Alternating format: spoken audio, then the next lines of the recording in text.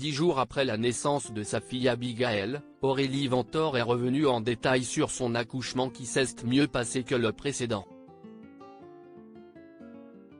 Dans un long message posté sur Instagram, la participante de Famille Nombreuse raconte tout. Ah, si l'accouchement était si facile. Dans un long message posté sur Instagram ce samedi 11 novembre, Aurélie Ventor a raconté en détail la naissance de son 5e enfant, Abigail, née le 2 novembre à 16h27. Tout a commencé le soir d'Halloween. J'ai une fissure de la poche des os dans la nuit du 31 octobre. Après un test pour vérifier que c'était bien une fissure, me voilà hospitalisé avec un délai de 48 heures pour accoucher de façon naturelle, sinon on déclenche bébé, a-t-elle expliqué. Mais après avoir testé les allers-retours dans les marches, les promenades et exercices sur le ballon, rien n'y fait et le 2 au matin je suis déclenchée, a poursuivi celle qui avait été traumatisée par son précédent accouchement.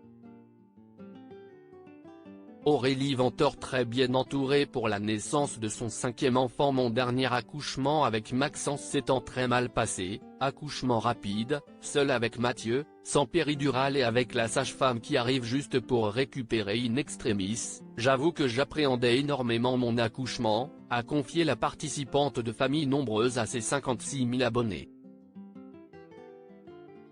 Aurélie Ventor a été rassurée quand elle a constaté que tous ceux qui l'entouraient étaient aux petits soins. L'équipe médicale le savait et a vraiment pris en compte ce point.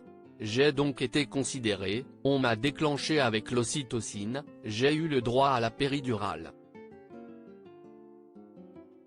On m'a expliqué toutes les étapes et on venait régulièrement me voir.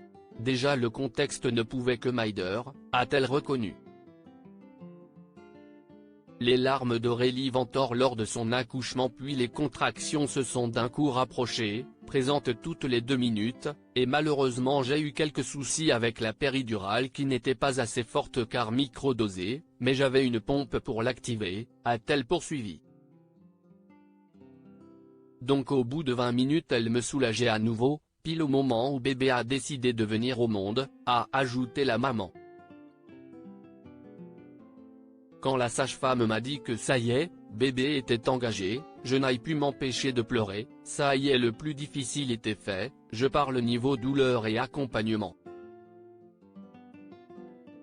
Et j'étais bien loin de mon accouchement précédent, s'est-elle réjouie. Une équipe médicale et un chéri au top pour l'accouchement d'Aurélie Ventor. La mère de famille a bien évidemment pu compter sur le soutien très précieux du papa. Mathieu m'a tenu la main lors des contractions douloureuses et je peux vous dire que ce geste m'apaisait beaucoup.